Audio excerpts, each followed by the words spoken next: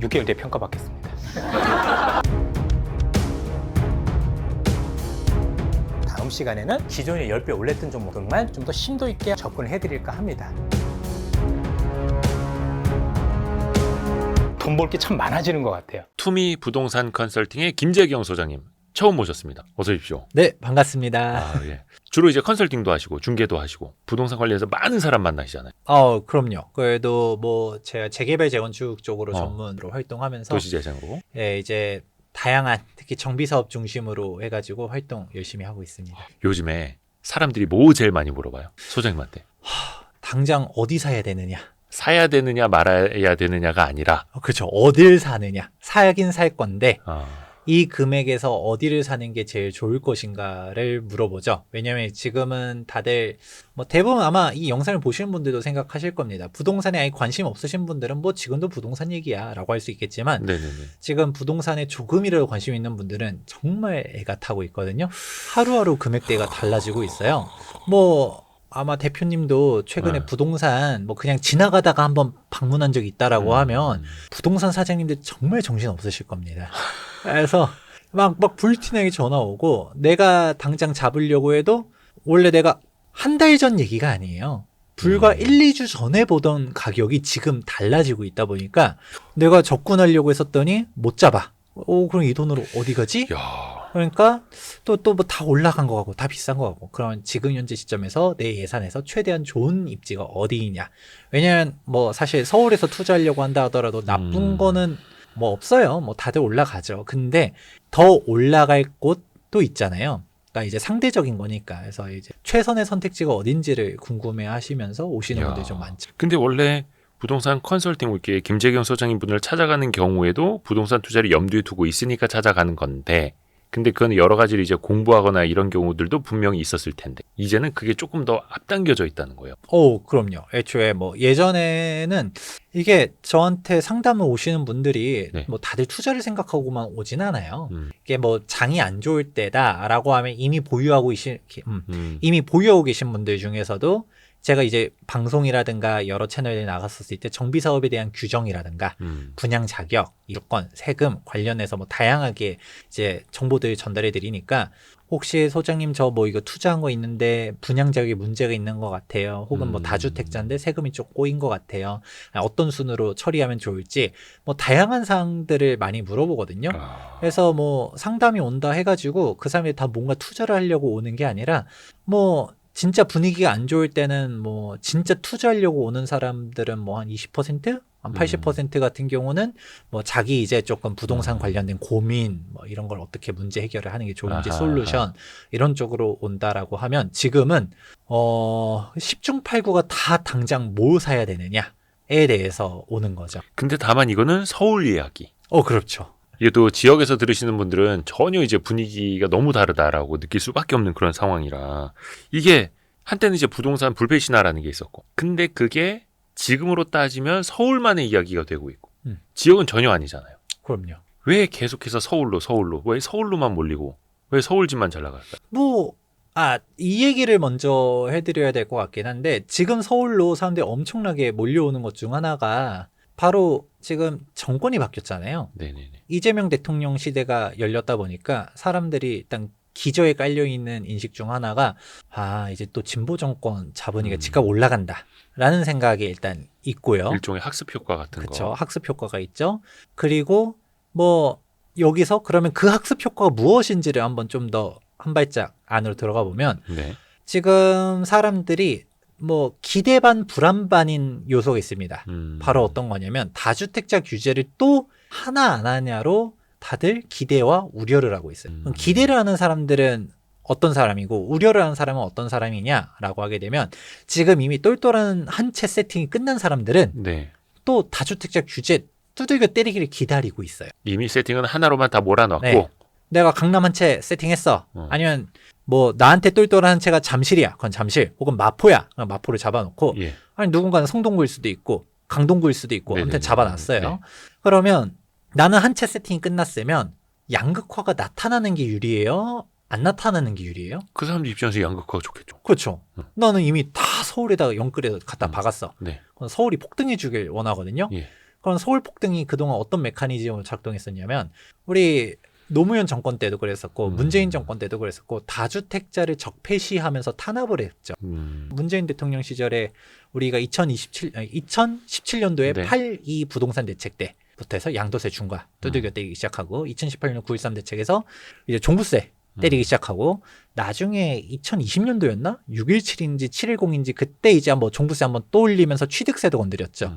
그래 버리면서 뭐 할 수 있는 게 없어지기 시작합니다. 그러면 우리가 다주택자 규제가 옳으냐 그르냐를 이 자리에서 얘기하진 않을 거예요. 뭐 각자 생각하는 게 다를 테니까. 네, 네. 왜냐면 저는 역설적이게도 다주택자 규제를 풀어야 된다라고 말씀을 드리지만 그건 또 누군가는 불편하겠죠. 야, 저거 또 투기꾼들의 앞잡이기 때문에 또 다주택자 양산하려고 그러는 거다. 너가 다주택자니까 규제 풀려고 하는 거지? 라고 얘기를 하는데 그런 것까지는 아니고요. 네. 그러니까 아이러니하게도 저도 똘똘한 한 채 쪽으로 세팅이 그렇게 가면서 일시적 2주택이라든가 맨날 제가 밥 먹고 세금 얘기하고 세금을 강조하는 사람인데 제가 그냥 무식하게 다주택자겠어요? 저희 가족들은 다 세금 관련해서 이제 클리어하게 움직이고 있거든요. 아하. 뭐 종부세라든지 양도세라든지 다 맞춰서 움직이고 있는데 그냥 이제 그 결과가 이제 어떻게 되는지만 보면 되는 거죠. 다주택자 규제가 옳다라고 해버리면 야 다주택자들이 너무 많기 때문에 대한민국의 주택이 2천만 호가 넘게 있어요. 그런데 내 집이 없다라는 이유는 어떤 투기꾼들이 여러 채를 들고 있으니까 내 집이 없어 라고 프레임을 씌워놓으면 그냥 거기서 끝납니다. 아 그렇구나. 대한민국의 주택 보급률이 100이 넘어가는데 그러면 1가구당 1주택을 하면 집이 남아야 되거든요. 네. 근데 내 집이 없던 거는 누군가 2채 이상을 가지고 있어. 이 말은 맞아요. 근데 그러니까 다주택자 규제를 해야 돼로 가게 되면 어떤 결과가 나오냐?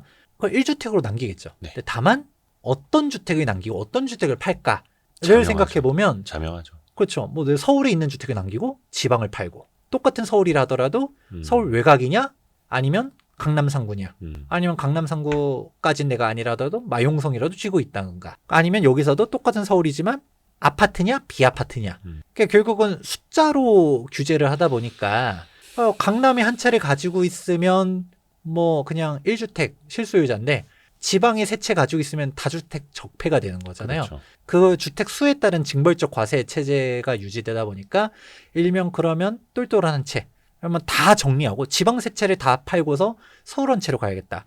이게 지금 양극화의 메커니즘이었었고 이게 계속적으로 오히려 재현될 거라고 사람들이 생각하다 보니까 지금 막 사람들이 지금이라도 서울 살겠다. 그래서 언제부터 서울이 본격적으로 움직였었냐면 2025년도 6월 3일이 대선일이었잖아요. 네, 네. 대선 2주 전부터 움직였습니다. 대선 2주 전부터 사실 어대명 얘기 있었잖아요. 네네. 어차피 대통령은 이재명이다 라는 얘기 있었다 보니까 그냥 또 이제 진보 정권 잡으면 집값 올라갈 것 같으니까 뭐 대선 결과 볼 필요 있어? 빨리 사자 하면서 그 사람들은 잡았었고 그때 잡은 사람들은 승자였죠. 아니 근데 이 바람이 사실은 그 전에도 똘똘한 한 채 이야기가 나온 지는 수년이 됐습니다만 이른바 서울 집값이 막 폭등으로 갈 정도로 지금 움직이는 거는 되게 얼마 안 된 이야기인 거죠. 한 3, 4월 정도만 하더라도 그래도 뭐 한 대선 이후에는 집값 좀 달라지지 않겠어? 이 정도 얘기했다가 한 5월부터는 확 달라졌던 거예요. 그러니까 그게 아까 제가 말씀드렸었던 거랑 일맥상통하는 거죠. 왜냐하면 우리가 정책을 잘 보시면 좋을 것 같은데 그 윤석열 대통령 시점에 그 윤석열 대통령의 공약이 무엇이었냐?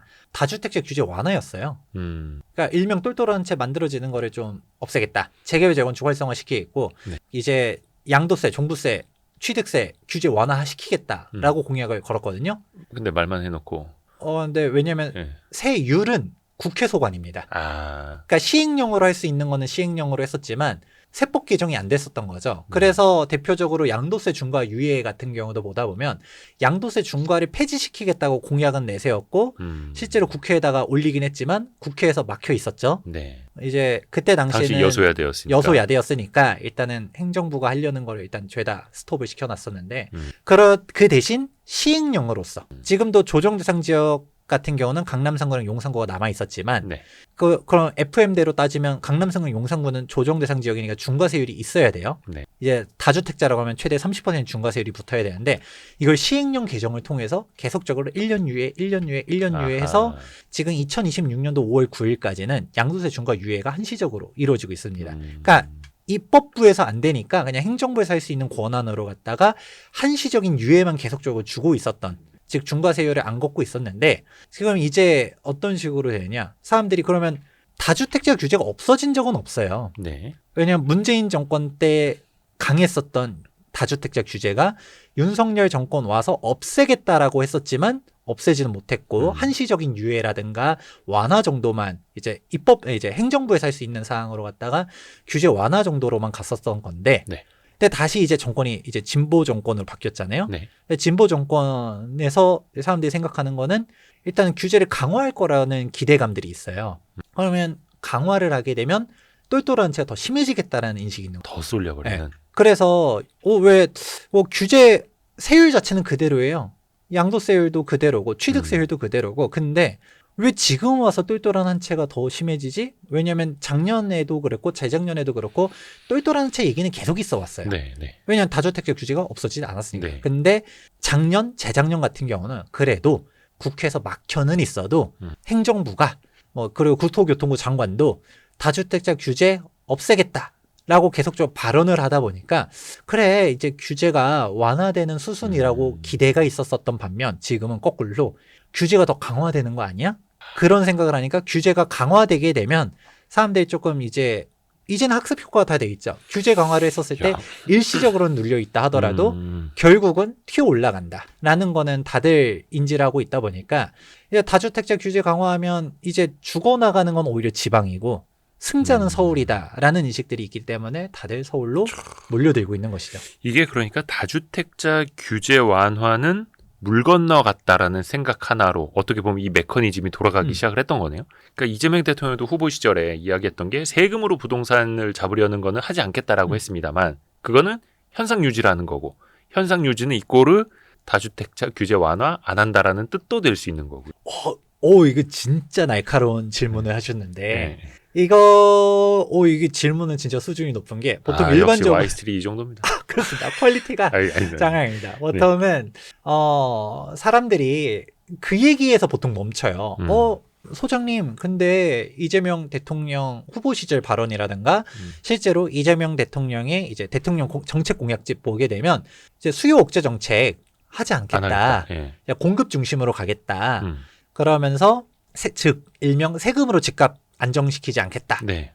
발언했었고, 그렇다 보니까 사람들이 반신반의는 하고 있어요. 네. 오히려 정책만 먼저 평가해 보도록 하자면 그 어떤 보수 정권보다도 보수적인, 오히려 시장 친화적인, 제가 항상 얘기하는 게 그거거든요. 다주택자 규제 폐지하고, 그러니까 주택수를 규제하면 안 되고 공급 중심으로 가야 된다라고 항상 얘기하는데, 그러니까 반시장적으로 움직이다 보니까 이런 부작용들이 나타나는 거지만 이재명 대통령의 공약만 놓고 보면 오히려 정작 보수 정권도 그렇게 행동을 못했었던 거를 하겠다라고 얘기한 거라서 저는 정책이 진짜 이제 실천이 된다라고 가정하게 되면 저는 되게 만점짜리 공약이라고 생각은 해요. 부동산만 놓고 보면. 네네네. 근데 사람들이 속으로 좀 우려하는 게 과연 그렇게 할 것인가를 하는 거죠.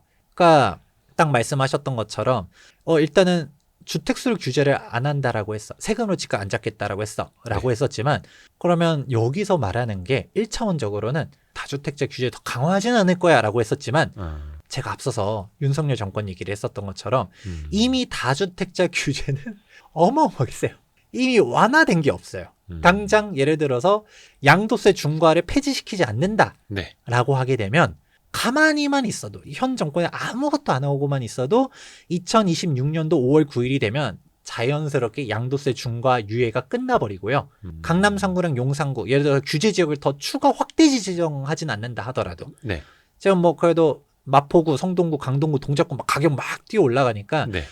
조정 대상 지역 확대해야 되는 거 아닙니까? 라는 말들도 많거든요. 네. 근데 조정 대상 지역을 확대하지 않아도 그냥 가만히 있고 강남 3구랑 용산구만 그대로 있어도 강남 3구랑 용산구는 규제 지역임에도 불구하고 비쌌잖아요. 네. 근데 여기가 가만히 있다 보니까 양도세 중과 유예가 끝나. 그러면 이제 중과세율이 두들겨지는 거거든요. 그럼 이거 자연스럽게 세금 강화입니다. 그런 거라서 거꾸로 오히려 더 적극적으로 얘기를 하려면 양도세 중과 및 취득세 중과 종부세 중과 없애야 된다. 그동안 숫자로 움직이던 사항들이 이제 오히려 서울과 지방 간의 양극화, 아파트와 비아파트 간의 양극화를 만들어 놨었다는 거는 이미 자명하거든요. 그러니까 이거를 없애려면 더 강화하지 않는다라는 거는 사실 가만히 소용도 없는 있어도 거고. 가만히 있어도 이미 워낙 문재인 정권 때부터 강화된 규정이 네. 그대로 이어져 오고 있는 거예요. 거꾸로 완화해야 실질적인 대책이다라고 말하시는 분들도. 그래야지 다주택자들의 매물이라도 나올 수 있는 걸 기대할 수 있을 텐데 지금은 중과되고 있으니까 그냥 아예 됐다 안 팔란다 증여할란다 뭐 이렇게 또 갈 수도 있는 거고. 뭐 아직은 중과는 아니죠. 예를 들어서 강남에 뭐 내가 집이 있다 하더라도 2026년도 5월 9일까지는 일반 세율이라는 얘기 해드렸잖아요. 중과 유예니까. 네. 그러면 그 전에 팔아야 되나 말아야 되나를 한번 고민할 거고요. 그래서 항상 기회들을 줬다라고는 했었어요. 2017년도 8.2 대책을 내놓을 때도 양도세 중과 있으니까 그 전에 팔아요. 매도할 기회를 드리겠습니다. 네. 이거 정말 많이 들었던 정책인데. 그렇죠. 우리 그때 김현미 전 국토교통 예. 장관님이 1주택만 남기세요. 필요 없는 주택 다 처분하세요라고 하면서 기회 드릴게요. 네, 지금 네, 네. 하셔야 됩니다라고 했지만 그때 사람들이 이제 어떻게 되냐면 시나리오 똑같습니다. 그때 매도를 하면 다행인데 매도를 안 했어요. 이미 다주택자야. 그럼 이제 팔아서 남는 게 없어요. 예를 세금 내고 들어서 뭐하고 하면. 우리 대표님이 다주택자로 한번 가정을 해볼게요. 네. 내가 집이 여러 채야. 또 강남에도 집이 여러 채야. 네. 생각만 해도 기분이 아, 좋죠. 좋네요. 네. 그런데 오늘 중에 기분 제일 좋네요. 그런데 내가 반포에 주택이 세 채가 있어가지고 네. 50억, 60억짜리가 세 채야. 그랬는데 예. 내가 또 옛날에 사가지고 20억일 때 샀어. 음. 양도 차익이 50억이야. 그랬는데 우리가 최고 세율이 45%거든요. 예. 근데 이게 일반 세율일 때고요. 3주택자로 하게 되면 30% 중과 세율이 있어요. 와. 그러면 75%가 세율이고요. 와. 여기서 끝이 아닙니다. 지방세 10% 또 붙어요. 그러면 7.5% 더 붙으면 82.5%가 세율입니다. 그러면 내가 50억을 벌었고 뭐가 중요한 게 아니라 세금 40억 이상이 세금이에요? 세금 떼고 나면 남는 게 없어요. 그러면 이거 팔까요? 못 팔까요? 못 팔아요. 안 팔죠. 가만히 있으면 뭐 내가 어쨌든 간에 70억짜리 주택 가지고 있는 건데 팔면 그냥 세금은 다 날라가. 어쨌든 그 양도세 중과의 목적은 그거거든요. 너 불로소득을 차단시키겠다. 다주택으로 갔다가 돈을 벌지 못하게 하겠다가 목적이었는데 돈 번 것도 뱉어내라. 근데 이제 그거를 양도세 중과를 하니까 사람들이 안 팔게 되니까 매물이 잠겨버리죠. 그렇죠. 매물이 잠기니까 가격이 또 뛰죠. 네. 그래 버리니까 매도는 이제 유도가 안 돼. 그러니까 추가 주택을 사가지고 다주택자로 돈을 못 벌게 하겠다 했었지만 일단 뭐 이 정권 천년만년 가겠어? 버티면 돼라고 하면서 사람들이 안 파니까 그러니까 그때 뭘 내놨냐? 다운 스텝이 바로 종부세였습니다. 아하. 2018년도 9.13 대책에서 종부세 카드를 꺼내든 게 그거였었어요. 그래도 안 왜냐면 팔아? 이거였죠. 그래도 안 팔아? 너가 이렇게 그럼 세금 많이 내. 진짜 다주택자랐었으면 종부세만 몇 천에서 억 단위로 냈거든요. 너가 이래도 버텨? 라는 식으로 갖다 갔었던 건데, 그러니까 이제 진짜 다주택자들은 엄청나게 힘들었거든요. 팔자니 팔면 남는 게 없고, 버티자니 종부세를 그냥 뭐 1, 2천도 아니고 몇 천에서 억 단위니까 이거 진짜 장난 아니거든요. 특히 취득세 중과는 적어도 취득세는 비용 인정이라도 되니까, 뭐 비용이라 생각하고 사실 뭐 라고 하시는 분도 있지만 종부세는 비용 처리 안 되거든요. 그냥 생으로 날아가는 돈입니다. 그래서 종부세 두들겨 맞으면 진짜 아팠었고, 그래서 그때 당시 종부세 두들겨 맞았었던 분들이 경험을 해봤잖아요. 그러니까 맨 처음에는 윤석열 대통령 되면서 규제 지역도 싹 풀었었고, 그러니까 천천히 지방도 이제 때가 올 거라 생각하면서 기다리고 천천히 여유 있게 팔면 되겠다라고 생각했었다가 갑자기 이제 정권이 바뀌게 되니까 혹시라도 맞아본 사람은 알아요. 종부세 뚫겨 맞아본 사람은 이거 안 되겠는데 싶으니까 지금 이게 뭐 지방 집값이 회복이 적당하냐 안 하냐를 떠나서 일단 던지고 1주택 만들어서 제일 핵심지로 가야겠다. 이런 생각을 한 거죠. 일단은 그렇게 해서 사람들이 움직이고 있고, 일단은 그걸 또 의식해가지고 이재명 정부는 세금으로 집값 안 잡겠다. 다주택자 규제 너네들이 그렇게 생각하는 거 우리는 안 할 거다라고 했었지만, 그러니까 사실 또 안 하면 안 한다고 또 언론이 엄청 공격을 합니다. 네. 지금 지금 언론 기사 보면 서울 집값 폭등하는데 이래도 규제 안 해? 라고 막 살살살살살 긁는 것 같아요. 한겨레에서는 뭐 사설로 최근에 규제 지역 확대 지정해야 된다라고 막 사설도 쓰고, 그리고 뭐 다른 데서도 뭐 무슨 이거 정말 긁는 방법을 엄청 열심히 하는데, 이재명 랠리라고 말하는 것도 있고. 증시가 아니라? 네. 부동산 이재명 랠리. 서울 폭등. 패닉 바잉 시즌 2 뭐 이런 얘기 나오고 있고. 그러니까 언론이 이렇게 막 부추기면서 야, 왜 정책 없다, 지금 국정 공백이다 이런 얘기하면서 너네 진짜 규제하냐 안 하냐로 가지고서 계속적으로 긁고 있거든요. 그런데 여기에 반응하면 사실 이제 이재명 정부는 좀 이제 가불기에 걸릴 거라고 저는 생각해요. 그러니까 뭐냐면 지금 어쨌든 집값 올라가는 거는 어떻게 할 수가 없어요. 당장 내년부터 공급이 없거든요. 공급이 없는 게 있고, 그리고 예를 들어 거꾸로 한번 질문 드려볼게요. 자꾸 부동산 얘기만 하니까 그런데 네. 지금 주식시장도 코스피 3,000 뜨겁죠. 넘겼다 하면서 예. 막 이제 와 갑니다. 우리 예. 이재명 대통령께서 코스피 5,000 시대를 열겠다 했습니다. 이러면서 막 가잖아요. 네. 근데 지금 주식시장에 뭐 호재가 있어서 올라가나요? 딱히 그렇진 않죠. 실적도 별로 안 좋고. 네. 네. 그런데 지금 갑자기 막 대통령 바뀌었는데 갑자기 올라가는 게 뭐 물론 뭐 공약이 코스피 5,000이니까 5,000까지는 우리 몰라도 3,000원 되겠지, 4,000원 되겠지 생각하면서 그냥 올라갈까요? 기존에 어째 싸기도 했었고요. 저평가 상황이기도 했었고. 근데 오히려 지금 국제적으로 막 전쟁 얘기 그렇죠. 나오고 안 하면서 좋고. 오히려 국제 증시는 좀 그냥 그런데 한국만 지금 또 막 올해 국내 올라간다면서요. 증시가 제일 좋죠. 해. 그래서 역시 코스피를 갔어야 됐습니다. 막 이런 얘기도 나오는데, 근데 여기서 사람들 기저에 깔려 있는 게 예. 화폐 가치 붕괴를 제일 걱정해요. 아. 왜냐면 저도 상담에 오는 사람들 보다 보면 우리가 논리적으로 지금 판단하는 시장이 아니거든요. 집값이 이게 뭐 예를 들어 작년 얘기가 아니라 불과 한 달 전, 2달 전 얘기잖아요. 네. 아니면 어디 지역은 당장 일주일 전만 하더라도 금액이 당장 5천만 원, 1억이 쌌었어요. 막 단위가 달라지죠. 네, 지금 단위가 계약하고서 그냥 훅훅 달라지니까 사람들이 이걸 잡는 게 맞아? 아니야? 하면서 막 고민들은 많지만 그럼에도 불구하고 지금 막 들어가려고 하는 게 당장 지금 민생 지원금? 네네. 무슨 25만 원씩 뿌린다라고 하고 네.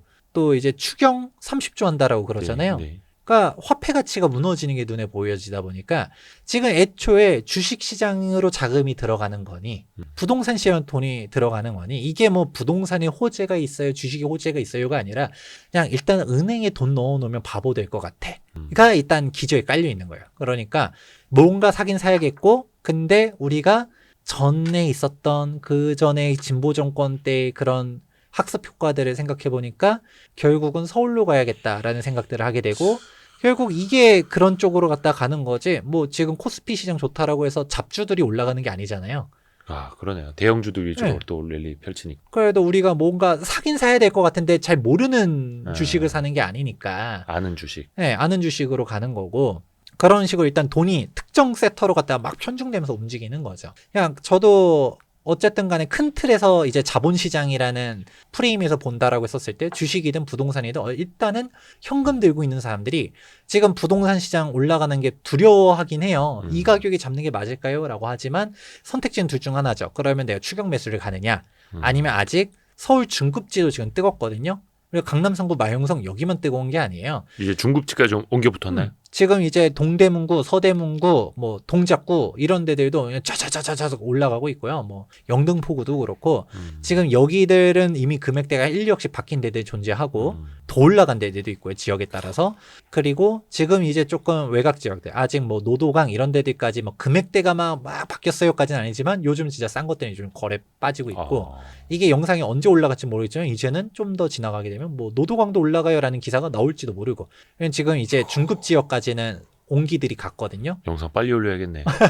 이거 다음 주에 올리면 앞자리가 또 달라지는 거 아닙니까? 그런 우리 구독자가 그렇게 늘었으면 좋겠는데 집값이 그렇게 빠르게 올라가지고. 그래서 와. 그렇게 올라가니까 사람들이 아직 안 오른 데라도 갈까라고 하거나, 그래도 사람들은 다들 마음속에 내가 그래도 어느 정도 지역은 가야지라는 생각들이 다 있거든요. 내가 여기는 가고 싶은데 라고 하게 되면 그 금액을 쫓아가냐 마냐, 이거 고민이 되게 많지만 지금 그거 결정을 해놔도 매도자가 안 팔아버려요. 지금 막 자꾸 그런 식으로 하는데, 이게 결국은 다들 생각하는 게 뭐 공급이 어쩌고 라는 거는 일단은 부가적인 거고, 지금 근본적인 공포는 화폐 가치가 떨어진다라는 인식들을 하고 있죠. 이게 어떻게 보면 이게 삼박자라고 표현하기 너무 긍정적일 것 같아서 좀 조심스럽긴 합니다만, 공급 부족, 규제 지속, 유동성 확대, 이 삼박자가 지금 어떻게 보면 맞아 떨어지고 있는 거잖아요. 이게 서울 폭등 메커니즘 일 수도 있는 거고, 이 무서운 메커니즘이네. 그래서 아까 맨 처음에 말씀해 주신 게 요즘 사람들이 와서 물어보는 말, 어딜 살까요? 딱 이렇게 그냥 바로 단도직입적으로 그렇죠. 들어가 버리는 거고, 이 결과를 우리가 또 2025년 6월에 목도를 하고 있는 거고.